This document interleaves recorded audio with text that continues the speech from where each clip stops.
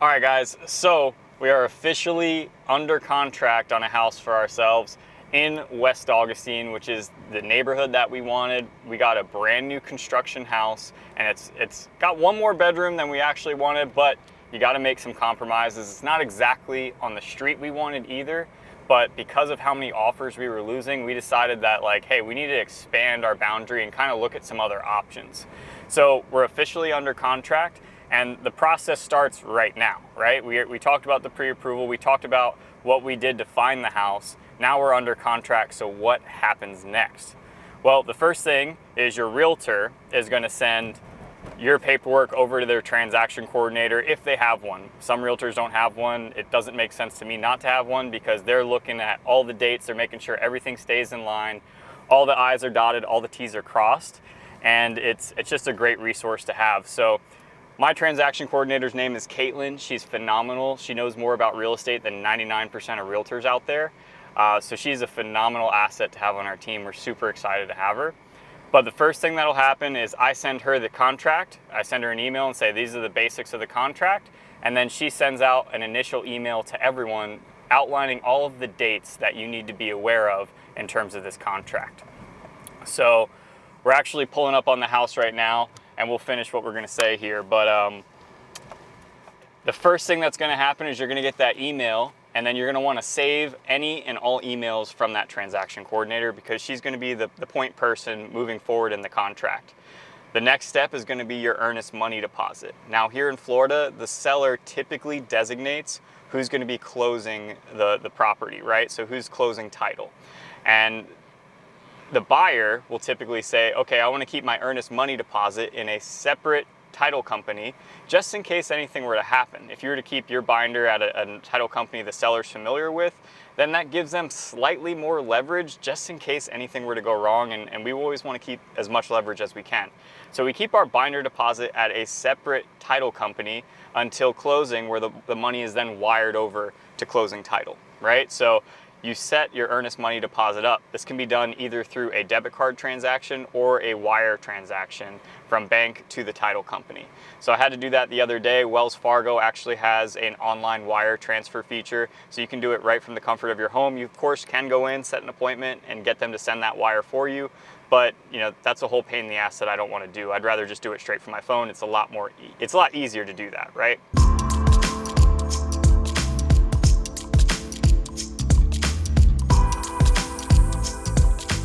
Devin, man, you got here early. Yes, sir. What's up? How you doing? Good to meet you. Very nice to meet you as well.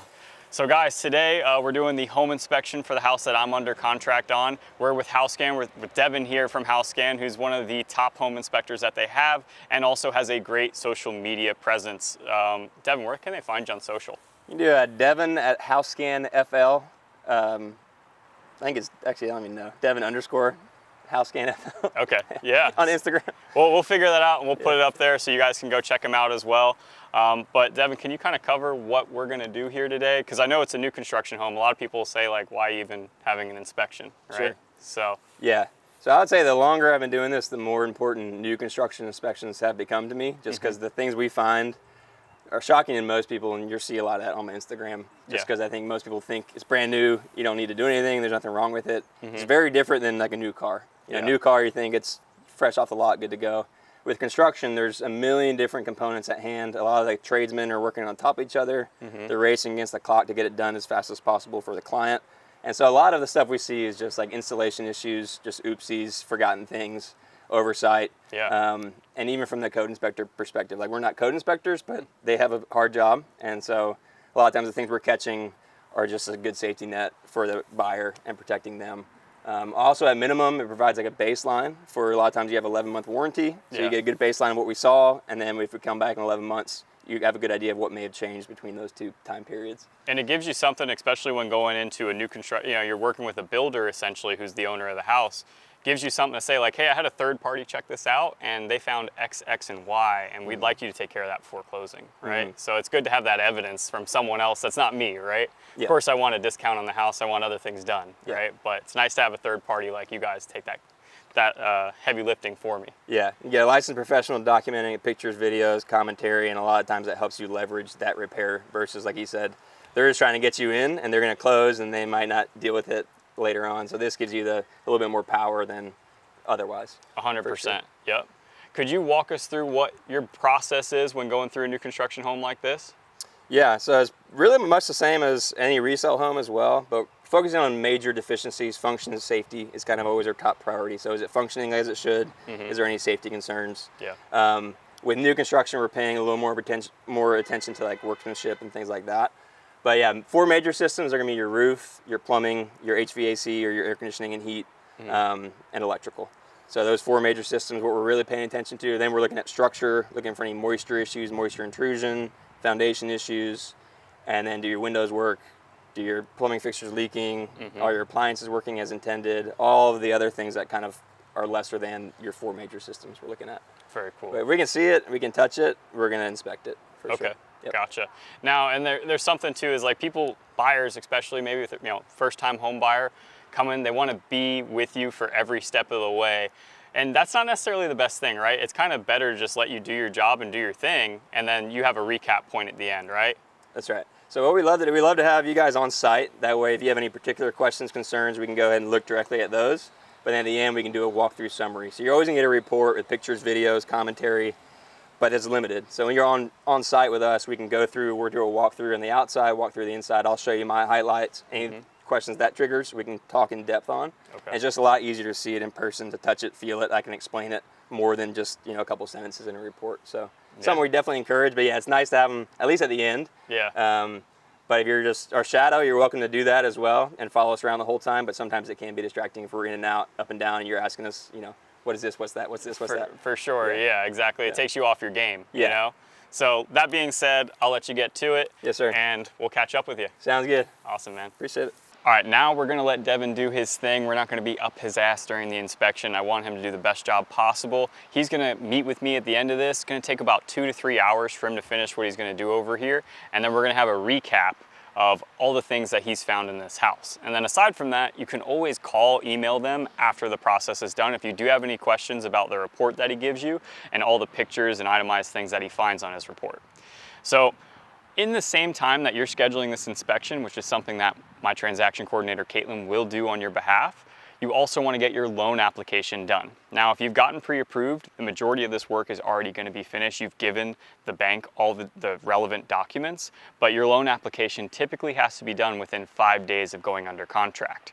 Just like your earnest money deposit needs to be done, your loan application also, according to the contract, has to be done within a certain time frame. All of these time frames are going to be outlined by my transaction coordinator in that initial email. Now, just to recap the timeline from once you go under contract, you have typically 3 days to put your earnest money deposit in with the title company. You have typically 5 days to do your loan application, and then you have typically 10 days to do your inspections on the house. So all your due diligence you want to do on the house can be done within that 10-day time period. All of those time frames are negotiable. It depends on each house, each seller, each buyer, which works better for them. If you have multiple offers on a property, you have some people who bring the inspection time down to 5 days and they'll have the inspection already scheduled before they go into contract. So these things are malleable, they can be changed, but on average, those time frames are gonna work out. All right, guys, so Devin's finished up with the inspection here and he's just gonna take us through a walkthrough. So he's already been here for 2.5 hours. He's gone through everything in the house and now he's doing a recap with me as the buyer. I'm also the agent, of course, but he's gonna run me through everything just like he would for you. Yeah, so before we kind of go through the nitty gritty, just what you expect from me, we do try to be as detailed and thorough as we can. So as I like to mention to everybody, especially first-time home buyers, you open up an inspection report, you expect to be nothing here, especially a new home. It can be a little overwhelming. Yeah. So I like to say every house we inspect, there's going to be a long list of items, whether it's a new construction, 100-year-old home. That being said, we do try to make it as easy to understand as possible. So we color code everything. So you're going to see minor items, which are blue. That's the stuff you're going to see in almost every home. Caulking issues, maintenance issues, that kind of stuff. Above that, you have moderate concerns. Those are orange items. So those can still be pretty common, but maybe something you want to have a professional take care of. Maybe like a GFI receptacle is not functioning right or something like that. And then above that's your red items. Those are your major concerns. Okay. Those can be just a safety concern. They can be like an urgent issue, like a leak or something that may not be super expensive to fix, but something you want to do sooner than later. Or it could be a major systems like failing, foundation issues, HVAC issues, electrical issues, that kind of thing. So on the walkthrough, I like to give you kind of my big picture highlights, and I'll show you just some general information about the home as well, like water shutoff valves, age of systems, all that good stuff. Beautiful. Let's do it. So we can start where I started, which is the roof. So obviously everything here, all your systems are brand new. You got an architectural shingle roof here. Our area, usually about 20 years of life on this roof. Overall, it looks like a solid installation. There are two concerns that I have with the roof. One is the boot flashing around the service drop. Yeah. And that's improperly installed. It's just sitting on top of the roof, so that can lead to moisture intrusion, issues like that. Okay. So I'd recommend a roofer come out and evaluate repair. Other thing is pretty minor. You won't be able to see it, but on the left side, you have these rubber boots. Okay. And it's improperly installed. So there's like a sleeve that should fit inside the pipe. In this case, it's kind of caught the pipe and is just sitting sideways. So that can also lead to some moisture intrusion, improper venting. Should be a pretty easy fix. Okay. All right. Very cool. Exterior wise, you got cementous fiber siding. It's a great low maintenance material. We would still recommend gutters everywhere, particularly this right side where you've got that exposed patio that can lead to water splashing up and lead to moisture intrusion over time. Okay. Also on this left side, I'd recommend gutters just to prevent any erosion issues. You can see we do have maybe some sort of swale right here, and your driveway's right here. So over time, you could have some washout. And even on this down this left side, you can see the grading's pretty steep. And so without gutters, that can just wash out the soil, which could then lead to foundation issues over time. Gotcha. So right now, it's gonna be a minor FYI thing, but that could, over time get worse. Gotcha. Also have these large trees, which are beautiful, but they can, drop limbs, debris, roots can affect the foundation, all of that. So that's something just to be aware of. You can address, as needed. Gotcha. Here's your main water shutoff valve. So you got your meter at the street. Right here is going to be the main shutoff. If you ever had a plumbing leak or you're going out of town, you just need to shut off water. It's going to be done right here. Okay. So it's a CPVC supply. It is a little bit buried, so I recommend cleaning that out. Other than that, that's good to go. Back here around most of your windows, I would recommend caulking. You can see this gap around between the trim and the window frame. Mm-hmm. And so you do the flashing, that's keeping the moisture out there, but the caulking can be your first line of defense there. And so that's an easy fix for them. Yeah. Pretty much all these windows. HVAC that. systems here is a 2-ton heat pump. So heating, cooling well, air handlers in the attic, all good there. You can see this hole in the soffit vent. This is the overflow drain for the air handler. Okay. So you'd want this to terminate outside in case that were to leak and start dripping. You want to be able to see it. Okay. You also don't want pests to be able to get up in the attic. Okay. Right here is definitely a standout, something that you'd want to have addressed. You can see this large hole where the line set goes in the home. Mm-hmm. Your insulation is actually exposed. Without gutters, the water splashing off here, it's a good chance of moisture intrusion. So I recommend sealing that up. Most cement fiber manufacturers want to see what's called block and flashing, which all these bigger penetrations basically have trim and flashing above it Okay. to help prevent that moisture issues. To me, as long as it's sealed appropriately, Mm-hmm. then you should be fine. One thing I walked past is a little bit of deterioration of these mortar joints here on the block stem wall. Yeah. And so I would recommend repairing this as well. Awesome. It's your sewer clean out right here. It's your main shutoff. So 200 amp service. Mm-hmm. One thing you see that I would like to see is intersystem bonding. Basically a plastic box with a metal bar that allows you to bond, any communication systems to the main. Yeah. So that's something they may want to add. Okay. But yeah, this is a good look at your Z flashing I was talking about. So this is great. They didn't caulk above it. The big thing with cladding is you want to be able to let moisture out if it were to get in. So that's why you don't want this caulked. What I would recommend is having some sort of caulking dam on either side of here so the water doesn't run behind the siding. You do have house rat back there, so it's not going to lead to any issue, but that's kind of like a minor nitpicky kind of thing. Yeah. Cool. So inside, most of the interior finishes are looking good. Again, we're focusing on function and safety. Mm-hmm. I will note in new construction, some imperfections as a courtesy just in the drywall, but we're not going through and putting tape on everything. It's just kind of whatever you want done. Hey, it's there. Yeah, it's there. Have it fixed if you want to. Yeah. But kitchen appliances are functioning as intended. Around your dishwasher, got the temps in the fridge, ice maker, crushed ice, all that good stuff. We're all good. One thing I noted here on the electrical side is the dishwasher is shared on your small appliance circuits. Okay. So typically in the kitchen, they want 2 separate 20 amp small appliance circuits. Mm-hmm. And the dishwasher in this case is tied into that. Usually it's going to be on its own circuit. Okay. So that may be something you want an electrician to look at. Okay. Overall highlight with the house that I have concerns with is You have a lot of oversized breakers. So all these 20 amp dual function breakers, these are AFCI and GFCI protection, which is normal. But on these, you have 14 gauge wire on a 20 amp breaker in several locations. And so that can overheat the wire. Gotcha. So I'd recommend an electrician look at that. Again, new construction, you want AFCI protection on pretty much all the circuits except for bathroom, garage, and exterior. And so there's several circuits that are missing AFCI protection. And so I'd recommend an electrician come in and repair that as well. Gotcha. Man, you wouldn't think to find all this stuff on a new construction house, especially something like that. You know? Yeah. Up in the attic is your air handler, like I mentioned. I left this open in case you want to stick your head in there. There is some missing insulation in a few spots where it's fallen off the wall. I recommend having that installed. But otherwise, structure looks good. There's just some miscellaneous information in there. Gotcha. On the electrical kick, we've got a sub panel in here for your water heater. Usually it's just a disconnect. In this case, it is a sub panel that should be accessible. So because this is in front of it, I noted that not much really you can do about that easily. Yeah. The only thing that's in use right now is the breaker for the water heater, but there are 2 spares in there. That sub panel is also improperly wired. The grounds and neutrals are bonded together in this panel. They should be separated in the sub panel. Okay. So again, just electrician. Overall, that'll be my summary. Get electrician and just double check things. Yeah, go through everything that I noted and address as needed. Okay. Gotcha. Bathroom's good. All little stuff in here. Ran all your hot and cold temps. No leaks observed. Good temps everywhere in here. One thing I noticed in the shower is the temp feels a little bit low on the hot side. It's difficult to get a good reading, but I did put my infrared on it. It's reading a little bit low, and just based on their hand, it feels much cooler. Yeah. Usually it's a simple fix. That shower valve, there's usually like a stop in there you can adjust. Okay. And it just needs to be pulled off and adjusted to be a little warmer than unless you like it like that. Bedrooms are good. Some miscellaneous stuff like some wobbling fans, like things like this are very minor, but for a new home can be a pet peeve. And so we want to make sure that all that's included for you. You see some other things like tight doors, miscellaneous little adjustment kind of stuff. But big picture, I would say, if I were to summarize everything for you, would be some of the roof stuff, mainly the flashing. Seal up the exterior penetrations, like those big holes in the side, caulking around windows, and then get electrical taking a look at.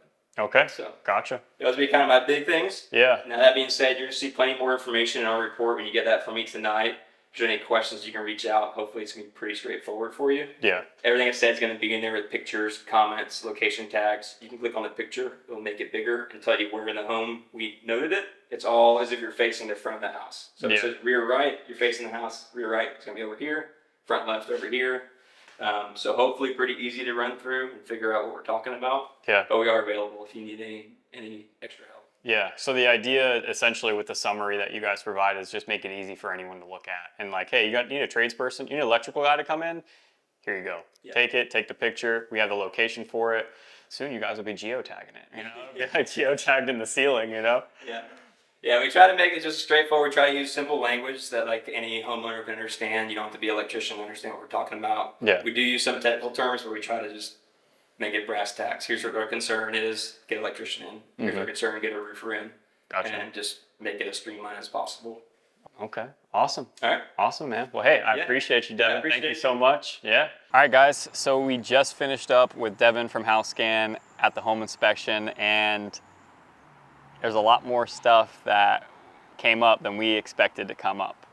Some major things are going to be the electrical that came up. A lot of issues there that could potentially lead to a safety issue, which is a good thing and a bad thing, right? Because then you have a third party saying like, hey, you have a potential safety hazard here, and that gives you some ammunition to negotiate that to be taken care of. And when it comes down to safety issues, that's actually a really simple fix. So we're going to head into the negotiation process for our next steps when you're negotiating. Maya called me.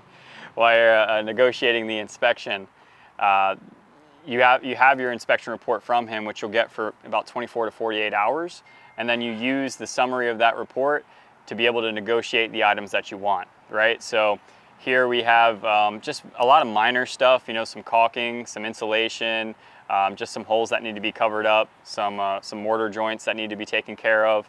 But the big thing that we want to get taken care of is going to be the electrical issue, because I don't want to die in a fire. You know, I think that's pretty reasonable. And a lot of those things, especially when it comes down to new construction, they will take care of. You know, this is a smaller builder here in town. If you're with like a D.R. Horton or a Lennar, they're taking care of everything. Now the smaller builder, that's more of a negotiation tactic. So we'll see how that goes, and we'll definitely follow up with that.